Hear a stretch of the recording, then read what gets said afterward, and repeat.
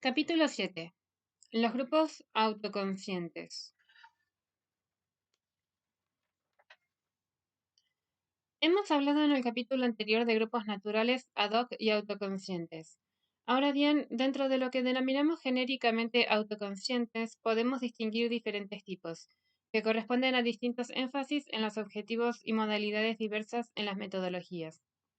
Algunos de estos grupos son grupos T o grupos de entrenamiento, grupos de ayuda mutua o de autoayuda, grupos de encuentro, grupos de reflexión, talleres, grupos Balint, grupos terapéuticos, grupos para la promoción comunitaria, grupos de aprendizaje, grupos operativos, grupos de reflexión, encuentro y crecimiento, o sea, GREC. En la presente sección trataremos de caracterizar brevemente cada uno de ellos. Pero veamos previamente un poco de historia, un momento significativo para la gestación de este tipo de grupos en que surge la modalidad que señalamos en primer término. Los orígenes. En 1945, Carl Lewin, a quien ya hemos mencionado anteriormente como uno de los pioneros de la dinámica de grupos, fue encargado de operar sobre una población de Coney Island en Nueva York, en la que se habían desencadenado conflictos raciales. Entre otros recursos, Lewin apelará a trabajos grupales. Este psicólogo social ya había demostrado en anteriores ocasiones la importancia del papel del grupo sobre la determinación de la conducta individual y la posibilidad de trabajar con los pequeños grupos como forma de promover cambios en las actitudes y conductas sociales. Para llevar adelante esta tarea, apela, como siempre, a su propio equipo, pero este, a pesar de tener total acuerdo en los objetivos y en el encuadre teórico, encuentra dificultades para llevar adelante el trabajo conjunto. Según advierte Lewin, esta cierta parálisis se debe a dificultades o malos entendidos dentro del mismo grupo. Es decir, que un recurso, el grupo que se usaba hacia afuera como instrumento de cambio y para el mejoramiento social, estaba fallando hacia adentro, en el seno mismo de su equipo de trabajo. Descubre entonces la necesidad de que el grupo vuelva la mirada sobre sí, reflexione y se comunique, no ya en función de la tarea, sino tratando de desentrañar el funcionamiento propio, develando los entretelones de su propia dinámica. C. Dreyfus, en su interesante obra Los grupos de encuentro, describe así la situación. A pesar del acuerdo profundo de los miembros de su grupo sobre la finalidad de las investigaciones perseguidas, los trabajos apenas avanzan. Cierta tarde, después de una jornada especialmente difícil, Lewin formula una sugerencia. Si la integración entre nosotros no se opera y si por consiguiente nuestras investigaciones progresan tan poco, tal vez se deba a bloqueos que pueden existir entre nosotros a nivel de nuestras comunicaciones. Para salir de este callejón solo hay un remedio. Si mi hipótesis es válida, hemos de convenir en poner en tela de juicio nuestros modos actuales de comunicación, y en caso necesario, aprender modos más funcionales de intercambio mutuo. Esto no será posible, en mi opinión, más que si aceptamos tener paralelamente a nuestras sesiones de trabajo encuentros donde nos hallemos todos juntos, al margen de cualquier contexto de trabajo, con la única preocupación de intercomunicarnos de manera auténtica. Para que este aprendizaje sea válido y favorezca verdaderamente la evolución de nuestro equipo de trabajo, me parece esencial una condición. Todos debemos estar de acuerdo con la participación y seguir deseos de comunicarnos de manera adecuada. Este episodio constituye uno de los hitos en la historia de la gestación de los grupos autoconscientes. Sigamos leyendo a Dreyfus.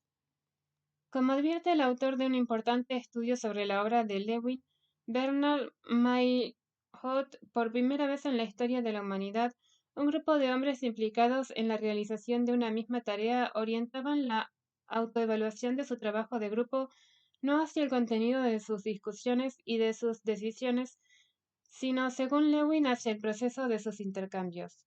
Lewin y sus colaboradores, una vez aceptado el diálogo mutuo, se hicieron conscientes de hasta qué punto sus relaciones interpersonales aparentemente confiadas y positivas se hallaban falseadas al no apoyarse en comunicaciones abiertas entre ellos.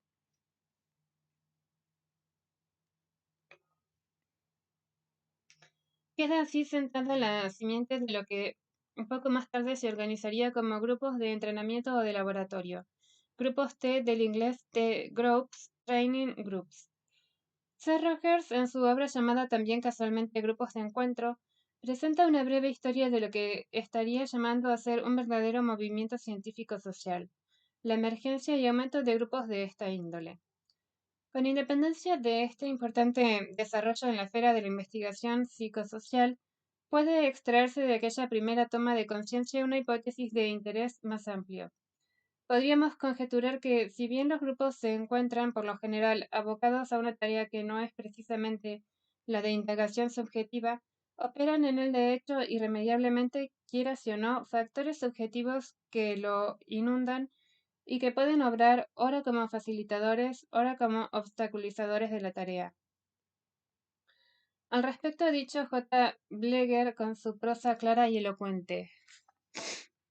Aunque el grupo esté concretamente aplicado a una tarea, el factor humano tiene una importancia primordial, ya que constituye el instrumento de todos los instrumentos. No hay ningún instrumento que funcione sin el ser humano. Nos oponemos a la vieja ilusión, tan difundida, de que una tarea se realiza mejor cuando se excluyen los llamados factores subjetivos, y solo se la considera objetivamente. Por el contrario, afirmamos y sostenemos operativa y prácticamente que el más alto grado de eficiencia en una tarea se logra cuando se incorpora sistemáticamente a la misma al ser humano total. Por otra parte, con esto no hacemos sino aceptar los hechos tal cual ocurren. Incorporamos al ser humano en la teoría y la condición operativa de la tarea porque ya estaba incluido de hecho, y la conducción operativa. Pero esta inclusión es ahora desalienante, de tal manera que el todo quede integrado y que la tarea y las cosas no terminen absorbiendo, alienando a los seres humanos. En el mundo humano la mayor objetividad se alcanza incorporando al ser humano, incluso los factores subjetivos, es decir, tomando las cosas tal cual ocurren para entenderlas y poder lograr que ocurran mejor.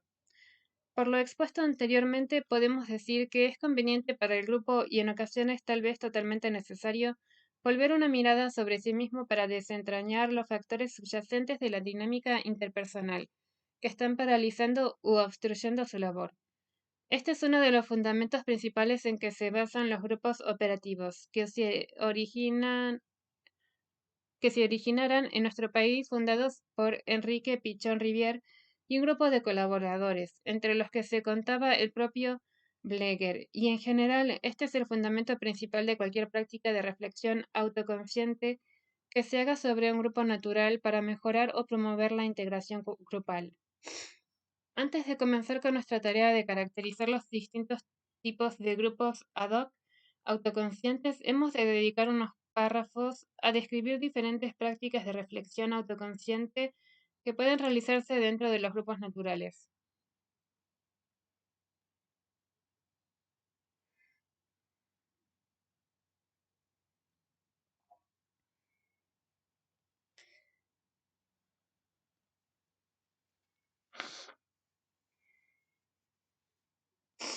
Experiencias de trabajos de reflexión y de encuentro para favorecer la integración de un grupo natural.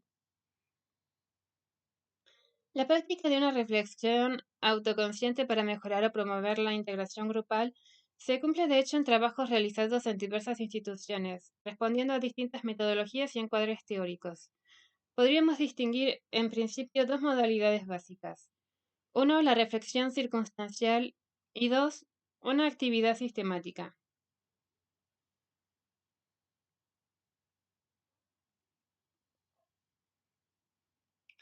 La reflexión circunstancial. ¿Qué nos está pasando? Esta posibilidad consiste en dedicar un tiempo circunstancial acotado para plantear ante una situación concreta de parálisis y o desencuentro dentro de un grupo una instancia de reflexión conjunta, algo así como un alto en el camino y la formulación de la pregunta ¿qué nos está pasando en el grupo? Una situación de este tipo sería la planteada en el ejemplo del episodio grupal número 1 que analizamos en la sección anterior, el grupo de alumnos en la Facultad de Arquitectura. Aparentemente, esta sería una forma sencilla y económica de practicar la autoconciencia grupal. Sin embargo, dista de serlo. No todo grupo puede enfrentarse adecuadamente con sus propios problemas.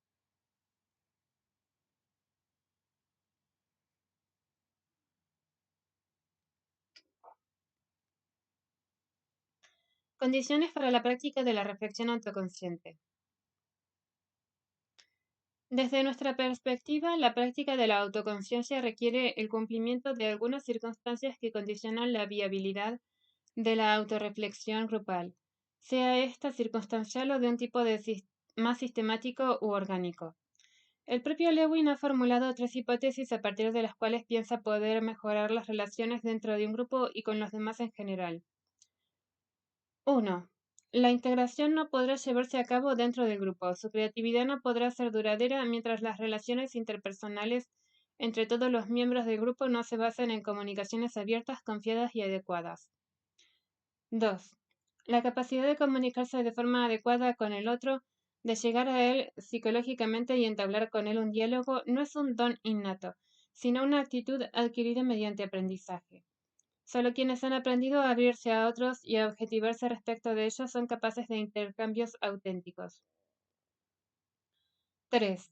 Solo aceptando poner en entredicho la propia manera habitual de comunicación, las actitudes profundas personales respecto de los demás, puede el ser humano esperar descubrir las leyes fundamentales de la comunicación humana, sus requisitos y sus componentes esenciales, las condiciones de su validez y de su autenticidad.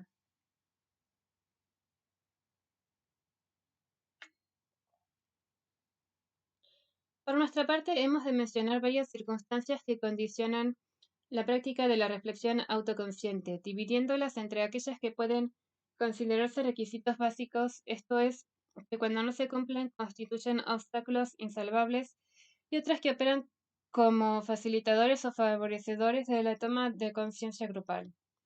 Entre los requisitos básicos destacamos: 1. Que no existan en el grupo intereses enfrentados en forma irreconocible. Es decir, que no se dé el caso de que constitutivamente, esto es por la composición misma del grupo o por sus objetivos, el bienestar o beneficio de unos dependa del malestar de otros, o que haya un propósito intrínseco de manipulación o de uso de unos miembros por otros, etc.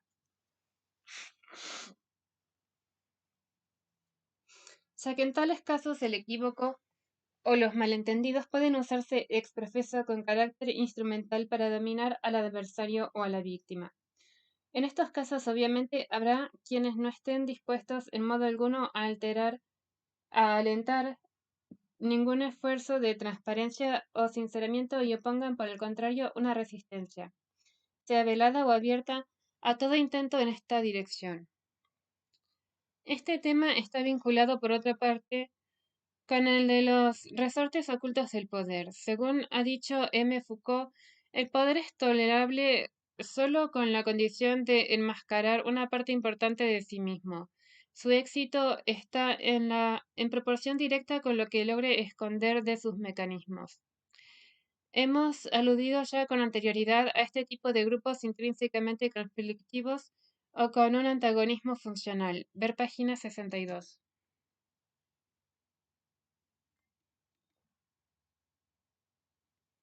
2. Vinculado con lo anterior, pero no idéntico, podríamos mencionar como otra condición para poder practicar exitosamente un ejercicio de toma de conciencia grupal que no haya en el grupo secretos inviolables que estén operando subyacentemente y que sea imposible sacar a la luz por la destrucción que desencadenaría o que se teme que desencadenaría. La existencia de tales secretos torna obviamente difícil el sinceramiento y la transparencia. A su vez, entre las circunstancias que resultan facilitadoras de cualquier toma de conciencia grupal, sea esta, como ya dijimos, puntual o sistemática, mencionaremos. 3. Que exista en el grupo un cierto clima básico, una cierta tradición, por así decir, de confianza, aceptación y respeto mutuo, de manera tal que el conflicto o el obstáculo que se trata de superar sea más bien un episodio que una constante. 4. Que exista en el grupo un cierto entrenamiento o práctica de autoobservación y autorregulación. 5. También es importante destacar como circunstancia favorable la presencia de una persona con cierta formación y o experiencia que pueda coordinar el momento de reflexión grupal, obrando como facilitador de la comunicación. Es particularmente importante en caso de debatirse situaciones conflictivas un desempeño adecuado del rol del coordinador.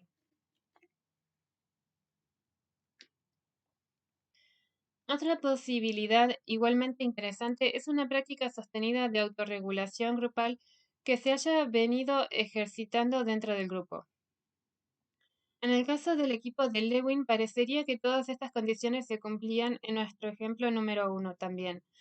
Ahora bien, si fallan estas condiciones, sobre todo las dos primeras que hemos señalado como requisitos básicos, puede ocurrir que el ejercicio de autoconciencia desencadene reproches recíprocos y potencie agresiones mutuas. Una sugestiva situación grupal de desencadenamiento de situaciones contenidas se plantea en la obra de Carlos Gorostiza, ¿A qué jugamos? Esta obra presenta el caso de una velada entre amigos en que se organiza un juego particularmente riesgoso. Imaginar que muy pronto estallará el planeta, vendrá el fin del mundo. Hay un reloj despertador que al sonar marcará el momento de la debacle. Cada uno debe decir cómo le gustaría pasar los últimos momentos de su vida. A partir de allí se va produciendo un sinceramiento grupal y salen a relucir secretos harto delicados que van envolviendo con sus hilos cruzados a los personajes. Este sería un ejemplo extremo de cómo una situación de sinceramiento puede destapar una suerte de caja de Pandora. El cómo se resuelven los conflictos desencadenados en estos casos depende de diversos factores, algunos de los cuales pueden exceder al grupo mismo.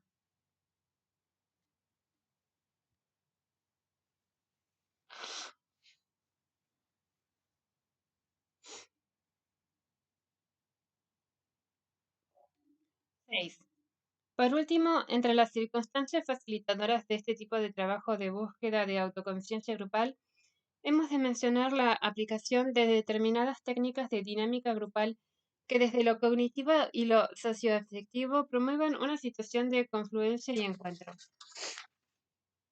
Estas condiciones para la práctica de la autoconciencia se cumplen tanto para la reflexión circunstancial que hemos caracterizado en este capítulo, como asimismo para el trabajo más sistemático al que hemos de aludir a continuación.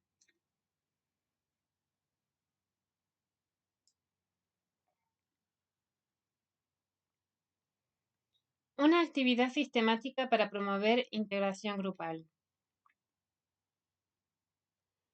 En efecto, existen testimonios de diversas experiencias grupales que se han realizado o se realizan en diferentes instituciones cuyo objetivo es lograr una mayor integración o cohesión grupal. Algunas de estas experiencias forman parte de trabajos de investigación y se llevan a cabo dentro del marco de un proyecto experimental. Conocemos estas experiencias por tres fuentes.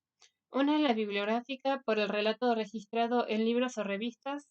La segunda, por relatos verbales de colegas que han realizado o se encuentran realizando este tipo de actividades como parte de una tarea pedagógica innovadora o de proyecto de investigación, aunque eventualmente aún no se hayan publicado sus conclusiones.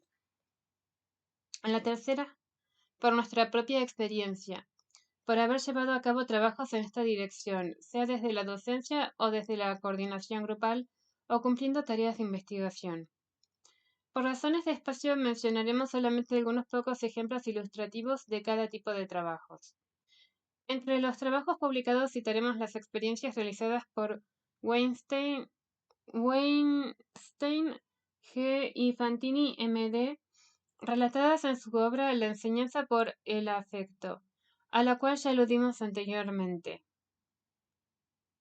Allí se describe una serie de actividades y algunos recursos lúdicos tendientes a mejorar la interacción apelando a 1.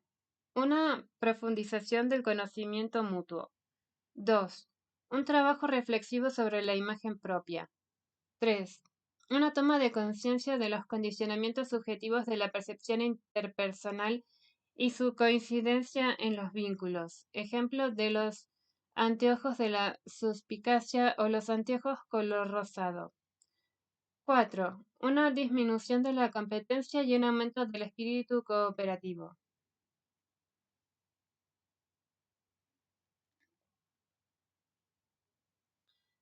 Deseamos también hacer referencia a otra propuesta de trabajo relatada en la revista española Cuadernos de Pedagogía, dirigida en este caso a proveer a un grupo escolar de herramientas que les permita afrontar y resolver sus conflictos a través de una actividad sistemática organizada a modo de taller.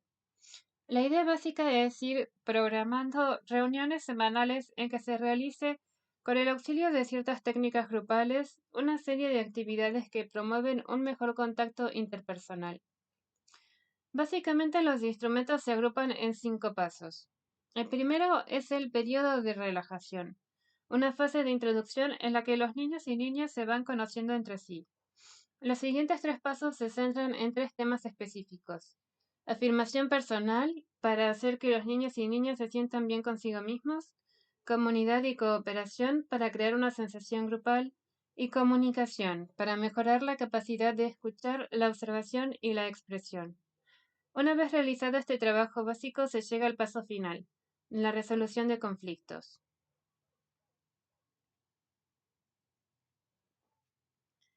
En cada etapa se sugieren recursos, técnicas lúdicas o actividades grupales especiales. Por ejemplo, para la primera etapa se implementan ciertos juegos de presentación como el pasar la máscara o el juego de presentar al compañero.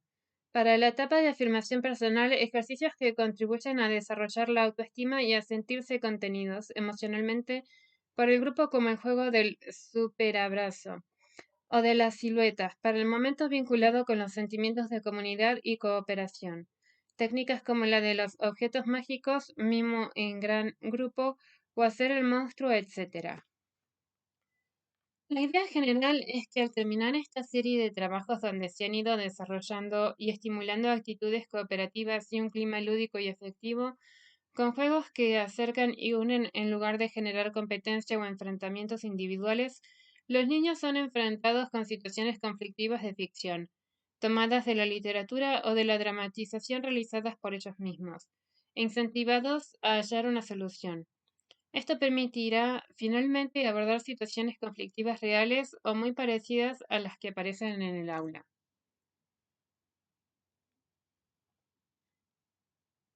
Vayamos ahora a las experiencias de trabajo grupal que conocemos por la segunda fuente, es decir, por testimonios verbales directos de colegas y también por registros o relatos escritos, pero aún inéditos, de otros docentes e investigadores.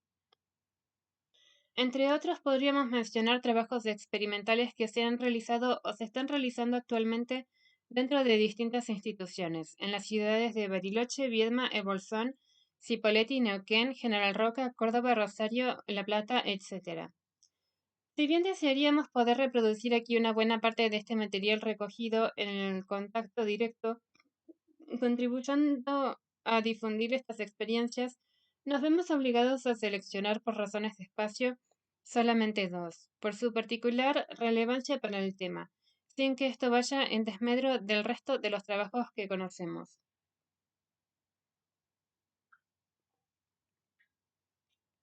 Una de las primeras experiencias en esta dirección de las que tuvimos conocimiento fue la realizada por un grupo de docentes del Instituto de Formación y Perfeccionamiento de Docentes de San Carlos de Bariloche en 1978.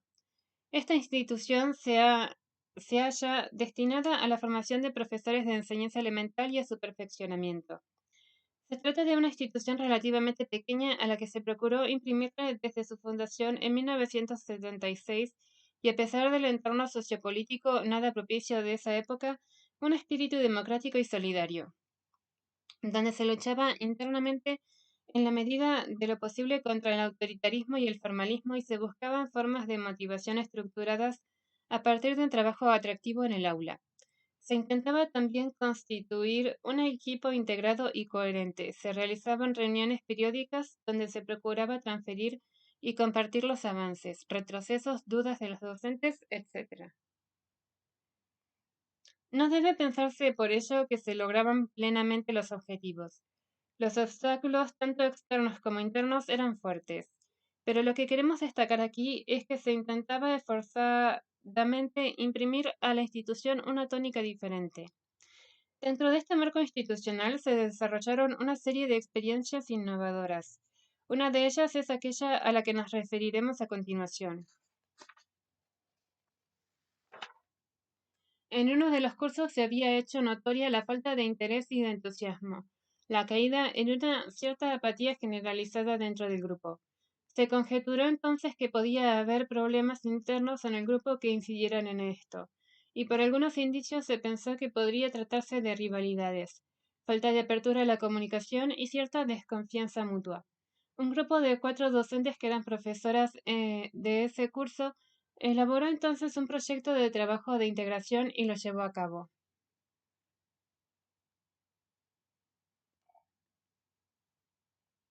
El trabajo se realizó a través de 4 jornadas sucesivas, en las últimas 3 horas del horario de clase. En la primera reunión se explicó brevemente a las alumnas cuál era la propuesta de trabajo, sus objetivos y las razones por las cuales se había programado. Se comentó que se trataba de realizar una actividad grupal sistemática para mejorar el clima y la comunicación grupal, profundizar el conocimiento mutuo y poder analizar algunos factores vinculados con el funcionamiento del grupo. Las alumnas estuvieron de acuerdo con realizar la experiencia. En la segunda reunión se cumplió una etapa de presentaciones personales, lo cual significó implícitamente un ejercicio de sinceramiento. La propuesta era que cada una, la que quisiera en forma voluntaria y en el momento que quisiera, había de presentarse a las demás diciendo quién, quién soy y cómo me veo dentro del grupo y cómo creo que me ven las demás. El grupo se encontraba sentado en círculo.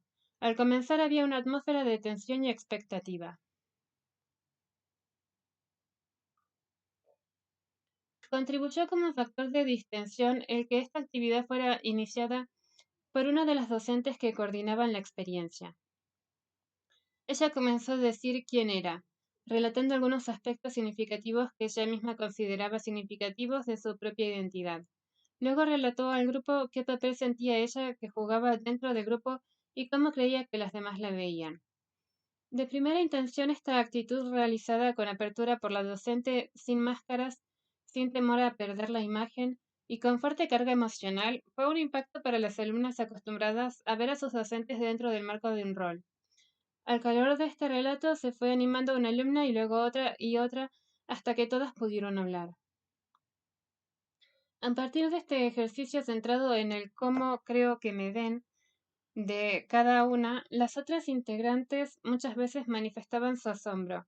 Se descubrían equívocos que habían autorado la comunicación. Entre otros ejemplos podíamos citar el caso de algunas alumnas que se sentían rechazadas por algún presunto déficit personal, asociando esto a una fuerte sensación de inseguridad, pero que a su vez eran percibidas por sus compañeras como personas altivas y con una actitud autosuficiente, lo cual promovía en ellas el distanciamiento.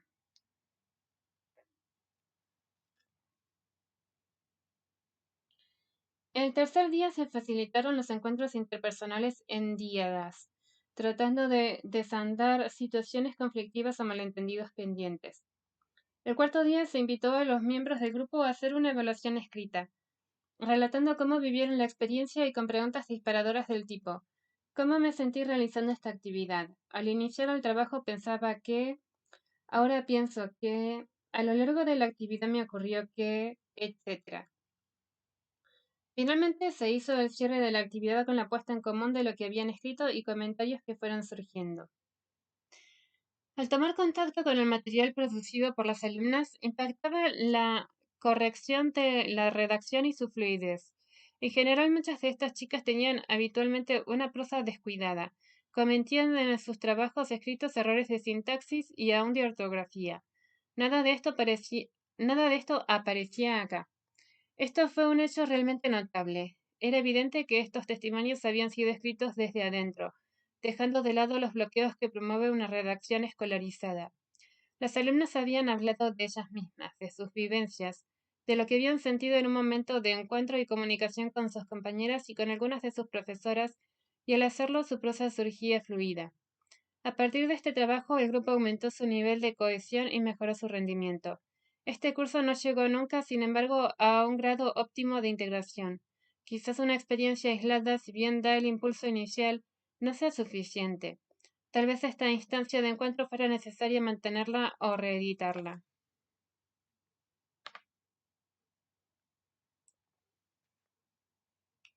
De todos modos, el impacto se vivió en el grupo, y con gran intensidad.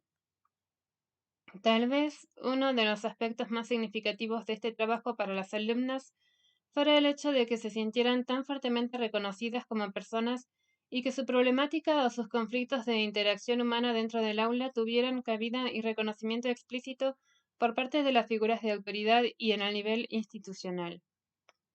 Otro aspecto clave fue sin duda el hecho de que, al sincerarse, las alumnas pudieron descubrir que los sentimientos de inseguridad y minusvalía, el temor al rechazo o a la marginación que podrían llegar a aquejarles, no era patrimonio exclusivo de su mundo interno, sino vivencias mucho más generalizadas y comparadas. De este modo, el grupo se humaniza, las tensiones bajan, el clima de cooperación y ayuda mutua aumenta y la tarea específica de aprendizaje y formación profesional se facilita. Tanto más importante resulta en este caso debido a la función docente que estas mismas alumnas estaban llamadas a desempeñar, dado que todo docente con su conducta, sépalo o no, quiéralo o no, prioriza, jerarquiza y contribuye a modelar de determinado modo los aspectos vinculares dentro del aula.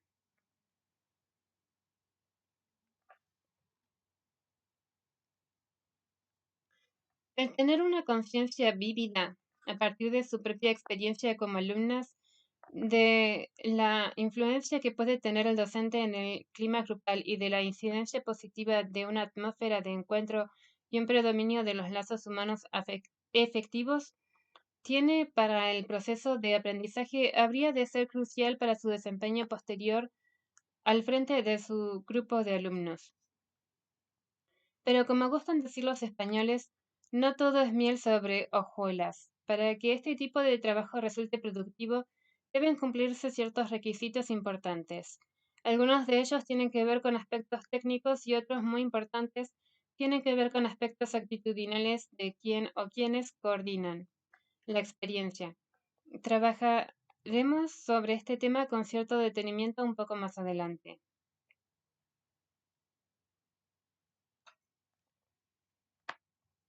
El segundo ejemplo que queremos comentar aquí es el trabajo que has venido realizando en la ciudad de Córdoba la Asociación de Educadores de Adultos, ADEDA. Fundada en 1983, ha venido trabajando desde entonces en el mejoramiento y actualización del proceso pedagógico dentro del ámbito de los CENS, Centros de Nivel Secundario para Adultos Dependientes de DINEA.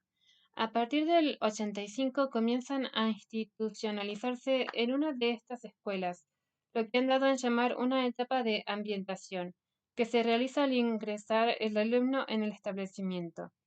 Esta etapa de ambientación, que dura una semana, persigue entre sus objetivos fundamentales el crear las condiciones básicas dentro del grupo que favorezcan un clima de bienestar entre los alumnos, lo cual redundará en una adecuada inserción institucional y un aprovechamiento más integral del ciclo de aprendizaje que inician.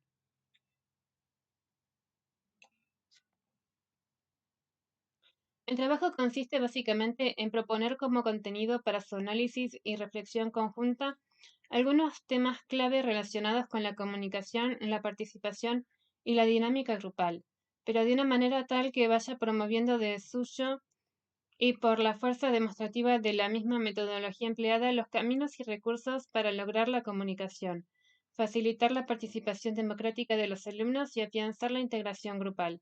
Se apela a distintas técnicas grupales participativas de presentación, de animación, de reflexión, de análisis y de evaluación. Distintos grupos de docentes que participaron en una experiencia destinada a difundir este recurso pedagógico grupal e institucional definieron así la etapa de ambientación. Es una etapa de inserción gradual del educando adulto en una nueva propuesta educativa, en la que se intenta vivenciar un modelo de acción donde se valoricen las experiencias previas, se estimule la autoestima y se plantee un modelo democrático de educación. Es un tiempo de adaptación que sirve para superar los miedos producidos al enfrentarse a una situación nueva, también para conocer las nuevas pautas de conducta y una forma de motivarse para afrontar la etapa que comienza. Es un proceso mediante el cual tendemos a lograr una adaptación al nuevo medio, tratando de superar prejuicios, temores, incertidumbres, etc.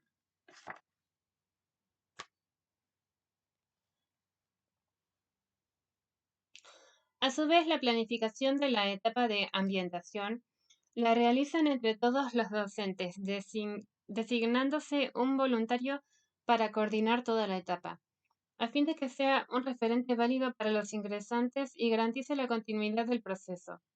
Lo deseable es que este docente tenga conocimientos sobre procesos grupales y sensibilidad para captar las particularidades del grupo. Es conveniente que los demás docentes del curso estén presentes en todos los encuentros que les sea posible para que se facilite el conocimiento de todos desde el principio, antes de comenzar con el desarrollo de cada subárea, asignatura.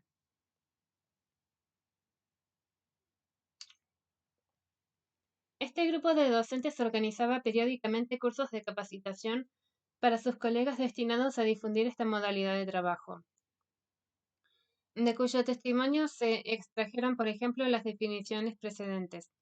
Estos cursos se realizaban con el mismo encuadre metodológico que la propia etapa de ambientación dirigida a los alumnos y se fijan como objetivos a construir un clima de trabajo y reflexión participativo, creativo, valorizante y democrático. B. Vivenciar estrategias susceptibles de ser implementadas en la etapa de ambientación. C. Justificar dichas estrategias en el marco de una concepción de educación liberadora. D. Planificar la etapa de ambientación como parte del curso introductorio en los SENS de la DINEA. Esta es, pues, otra de las experiencias pedagógicas realizadas en nuestro medio que constituyen intentos de organizar sistemáticamente dentro del aula actividades tendientes a una toma de conciencia de lo grupal para mejorar la integración.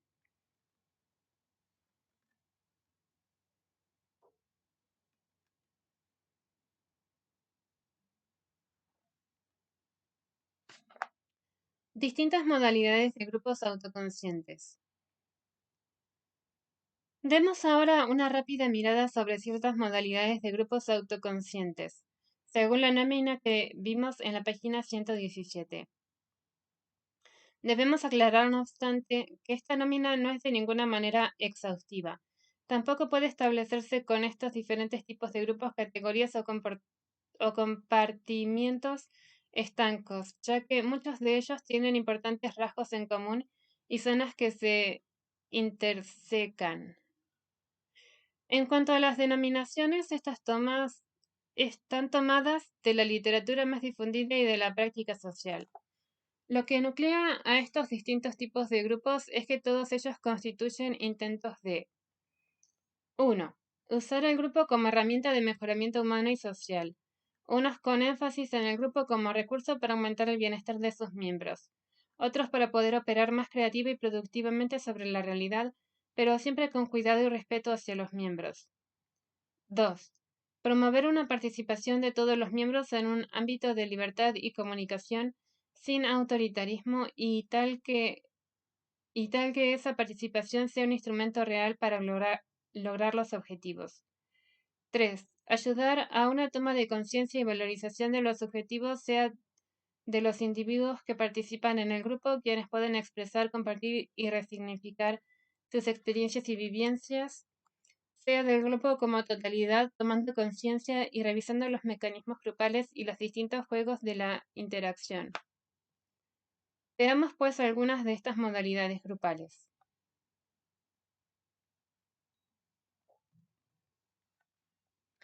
Grupos T.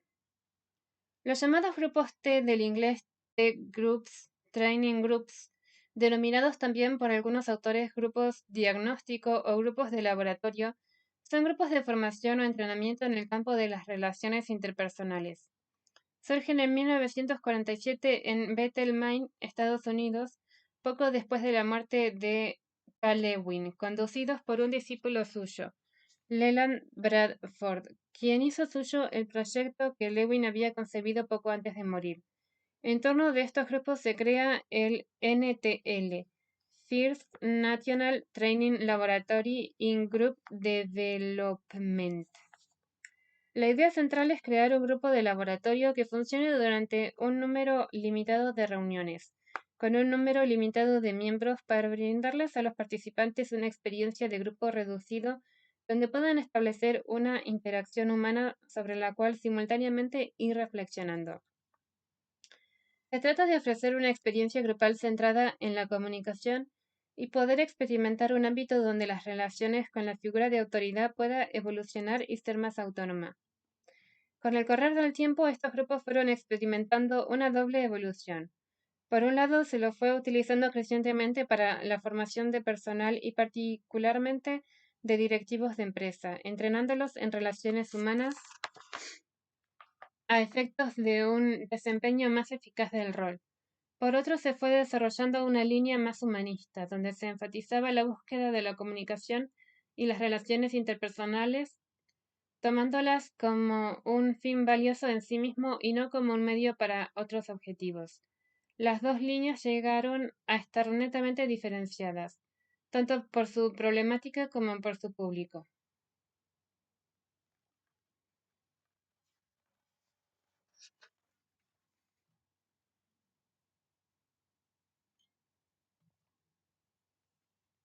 Grupos de ayuda mutua, también llamados de autoayuda. Los ejemplos más conocidos son los de Alcohólicos Anónimos, que fue la primera de las modalidades creadas. Obesos Anónimos, grupos para fumadores, para adictos a la droga, para padres de drogadictos, para mujeres golpeadas, etc. Su finalidad esencial, como su nombre lo indica, es que los miembros del grupo puedan brindarse ayuda mutua apuntalando al otro y contribuyendo a su curación. En el caso de las adicciones o ayudándole a sobrellevar o superar situaciones existenciales particularmente difíciles o conflictivas, como en el caso de los familiares de adictos o de las mujeres golpeadas. Lo más notable de estos grupos es su aumento constante en distintas ciudades y países del mundo, y la eficacia de su accionar, ya que parecen ser útiles aún allí donde la ciencia no obtiene éxitos, como en el caso de los alcohólicos. Una presentación del movimiento de autoayuda en el mundo y en la Argentina apareció en la revista Uno Mismo, número 69, marzo 1989. De ese artículo hemos tomado los testimonios de algunas personas pertenecientes a tales grupos que nos parecen reveladores de la filosofía subyacente en los mismos, así como las razones de su eficacia y su crecimiento.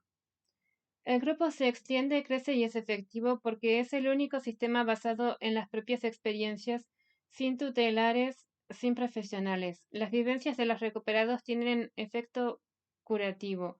Un miembro de Narcóticos Anónimos. La gente está necesitando dejar de sentirse sola, está precisando el apoyo de los otros. Al compartir, pareciera que el problema se vuelve solucionable. María Esther, voluntaria de Al-Anon. La autoayuda funciona porque es un remedio eficaz para los que tenemos dañada la autoestima. María Esther de Anónimas Mujeres Adictas a Personas. Para mí estos grupos sirven porque uno descubre que no es el único que padece del mal y entonces no siente tanta vergüenza. No está solo y te animás con el problema. Alfredo de Jugadores Anónimos.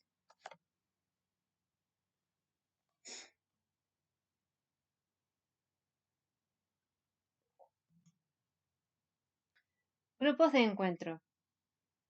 Son experiencias grupales generalmente intensivas en cuanto a su duración, de pocos días continuados y de muchas horas cada día, e intensas en cuanto al grado de compromiso emocional, dirigidas a promover una comunicación y un encuentro entre las personas mucho más profundo y auténtico que el que suele predominar en las relaciones interpersonales en la vida cotidiana.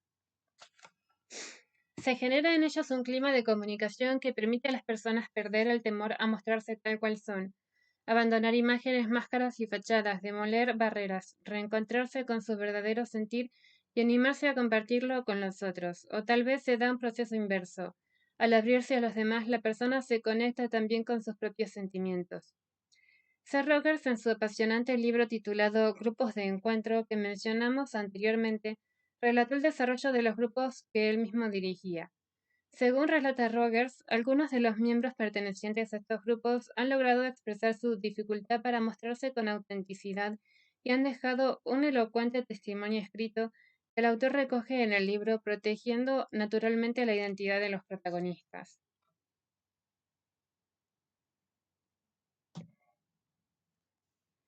Uno de ellos, al escribir más tarde acerca de su experiencia, expresa: existe un yo que muestro al mundo y otro que conozco de forma más íntima. Ante los demás trato de parecer hábil, experto, sereno, sin problemas. Con el fin de corroborar esta imagen, actuaré de una manera que en este momento o más adelante parece falsa o artificial, no mi yo verdadero. O bien no daré a conocer pensamientos que expresados revelarían un yo imperfecto. En contraste con la imagen que ofrezco al mundo, mi yo interior se caracteriza por muchas dudas.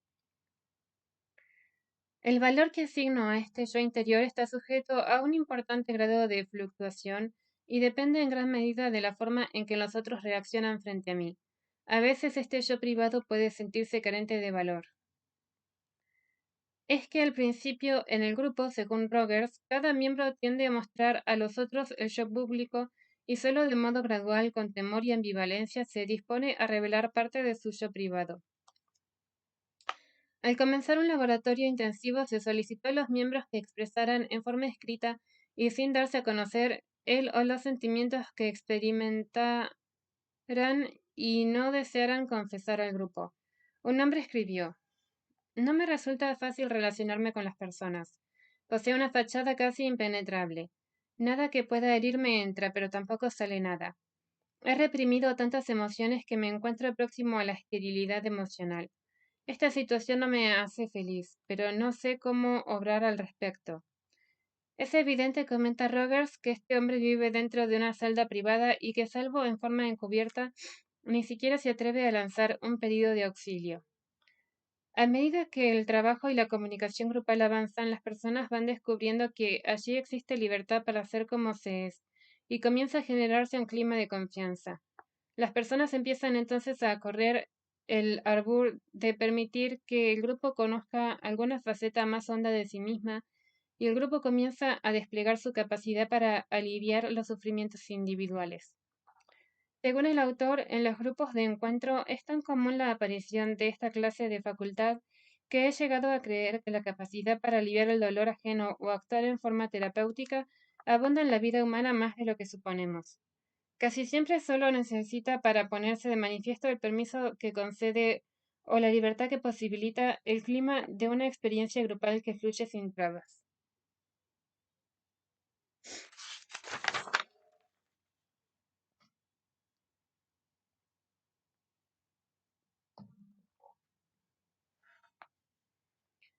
Grupos de reflexión. Estos son grupos que se convocan y reúnen para que sus miembros trabajen en forma conjunta una problemática en común que les inquieta, para indagar y explorar juntos ese ámbito de la realidad que les preocupa y sobre el cual quieren operar del mejor modo posible. Los grupos de reflexión pueden tomar distintos ejes temáticos. Se aplican con bastante frecuencia al trabajo sobre un rol, por ejemplo, el rol docente, el rol del enfermero o del médico, el rol de padres con hijos adolescentes, etc. Pueden proponerse también la reflexión sobre una institución a partir de algún episodio o dificultad concreta. Por ejemplo, un grupo de reflexión sobre la escuela en general o sobre esta escuela, en particular este hospital, etc. Si bien se parecen de algún modo a los grupos de ayuda mutua, como ocurre en realidad con todos los grupos autoconscientes, los grupos de reflexión ponen el énfasis en el esfuerzo por comprender y conocer mejor cierta realidad y elaborar en conjunto algunas líneas de abordaje para operar sobre la misma. Los consideramos grupos autoconscientes en la medida en que incorporan la experiencia personal y el conocimiento vivencial de sus miembros, como instrumentos importantes en este proceso de análisis colectivo y en la medida en que las personas reconocen su parte de incidencia en las situaciones analizadas. Los marcos teóricos que regulan el funcionamiento de estos grupos no son uniformes, a veces ni siquiera son muy explícitos. Dependen en general de la formación del equipo coordinador. En nuestro país suelen provenir del psicoanálisis o de la escuela de psicología social inspirada en la teoría de Pichon Rivière, pero existen también coordinadores con otras orientaciones que introducen elementos de la teoría gestáltica, de la psicología humanística, etc. Interesantes experiencias con grupos de reflexión a nivel masivo propiciadas por organismos oficiales se hicieron, por ejemplo, en nuestro país dentro del ámbito de educación y de salud mental en la provincia de Río Negro. En nuestra sección cuarta incluimos la descripción y el análisis de un tipo peculiar de grupo de reflexión y tomando como eje esta descripción iremos presentando algunos rasgos generales de este tipo de grupos y de su coordinación.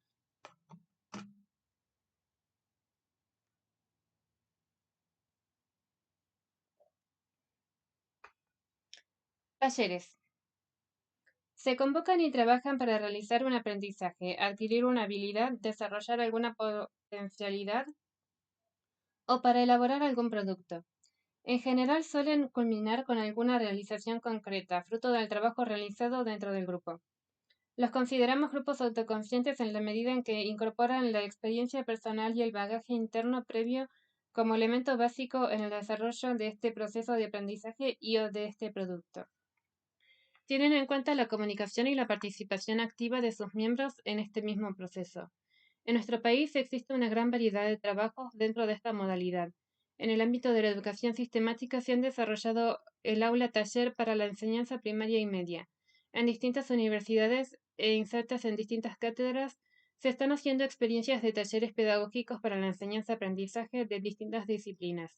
Se han desarrollado asimismo distintos encuadres de talleres encaminados a la capacitación docente, etc.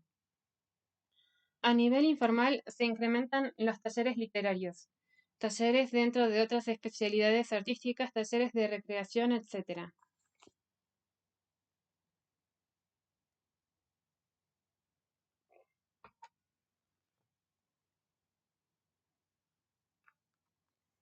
Grupos Balint.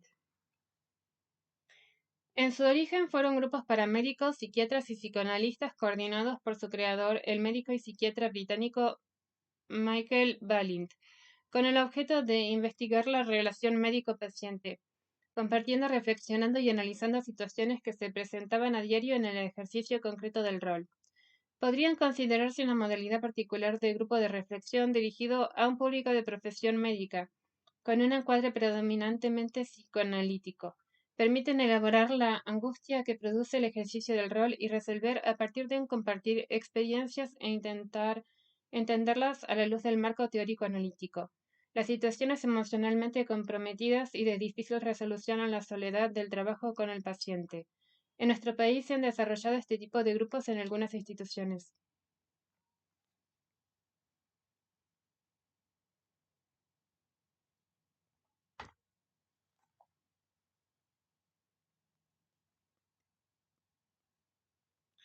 Grupos terapéuticos.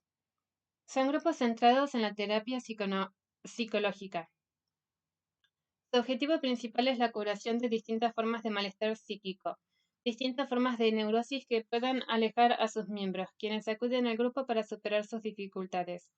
Forma parte de un proceso terapéutico y se desarrolla bajo la dirección de un profesional o un equipo de profesionales especializados. Se procura promover la toma de conciencia de los procesos psíquicos individuales subyacentes, así como de aspectos vinculares que inciden en y se encuentran entretejidos con estos procesos, estimulando así cambios que tienden a restablecer o fortalecer la salud mental. Requieren el uso de recursos técnicos especiales que permiten movilizar o interesar zonas profundas de la personalidad que normalmente se encuentran parapetadas u ocultas. Estas técnicas dependen en gran parte del marco teórico dentro del cual se encuadre la terapia, psicoanalítico, gestáltico, sistémico, transaccional, etc. Se diferencia de otros grupos autoconscientes porque su encuadre permite y alienta el trabajo detenido y en profundidad con cada uno de los individuos, que no solo sienten que tienen derechos, sino también se ven estimulados a develar aspectos de sí mismos, de su historia personal y de su conflictiva presente, y sobre todo porque su trabajo está destinado en gran medida a explorar el inconsciente, particularmente en los grupos terapéuticos de raigambre psicoanalítica.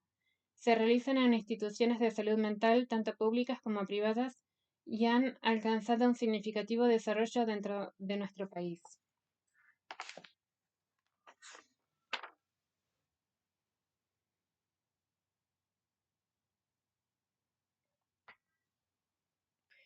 Grupos para la promoción comunitaria.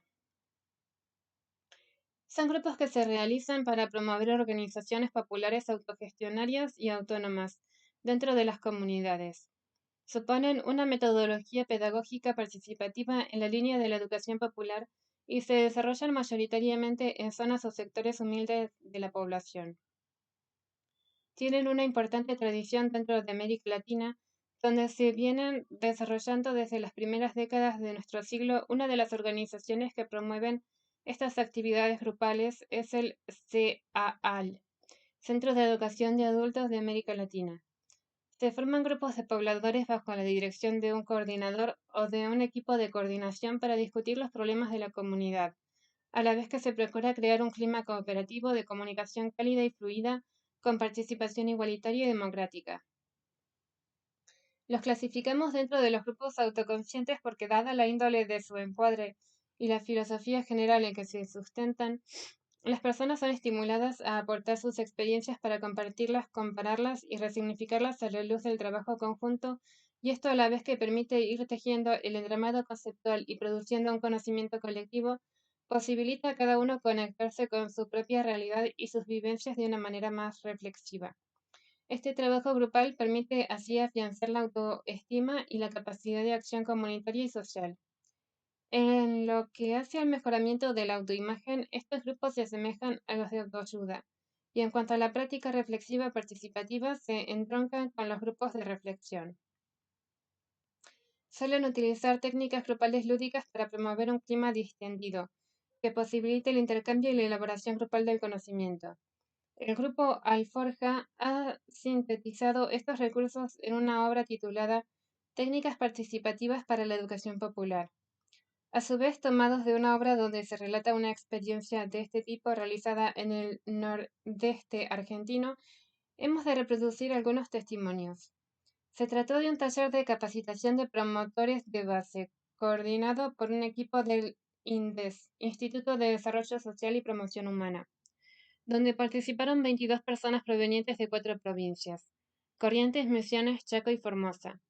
Hombres y mujeres, criollos y aborígenes. Se trabajó durante 5 encuentros y al finalizar el primero y expresar cómo se habían sentido, algunos de ellos dijeron: Desde hoy somos amigos, compañeros, ojalá que sigamos con estas ganas. Los primeros días tenía miedo, pero ahora estoy contenta. Suerte que pudimos venir mujeres también. Gracias a la gente que vino de lejos y a los hermanos aborígenes no hubo diferencias entre criollos y aborígenes. Acá somos todos iguales. Cuando volvamos a la comunidad hagamos cosas y no nos quedemos. Los aborígenes primero estábamos con temor y no participábamos. La lengua castellana nos cuesta un poco entenderla, pero estamos bien, aprendemos mucho. Nosotros los pobres no hacemos racismo, otros sí lo hacen. Ojalá que sigamos con el curso.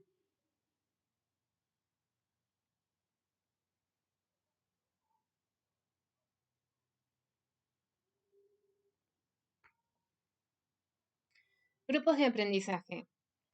Son grupos que se constituyen en torno a una finalidad pedagógica con un encuadre que difiere de la relación educativa tradicional.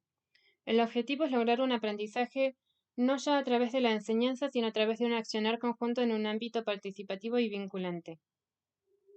El grupo de aprendizaje ha sido definido por M. Souto como una estructura formada por personas que interactúan en un espacio y tiempo común para lograr ciertos y determinados aprendizajes en los individuos, alumnos, a través de su participación en el grupo. Dichos aprendizajes se expresan en los objetivos del grupo. Son conocidos y sistemáticamente buscados por el grupo a través de la interacción de sus miembros. Los consideramos grupos autoconscientes porque en ellos se incluye de algún modo una toma de conciencia de los resortes subjetivos que entraña el aprendizaje. Tienen, por supuesto, significativos elementos en común con el encuadre del aula-taller.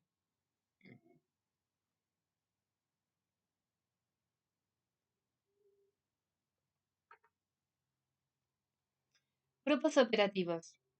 Constituyen una modalidad sistemática de la actividad de toma de conciencia del fenómeno grupal.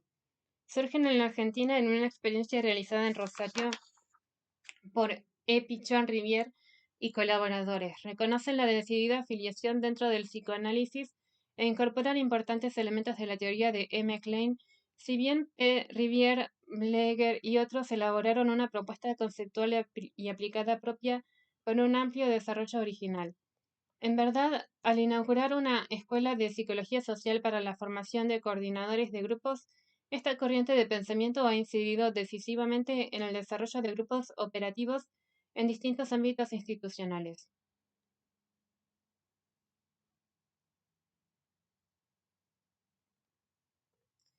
Grupos de reflexión, encuentro y crecimiento.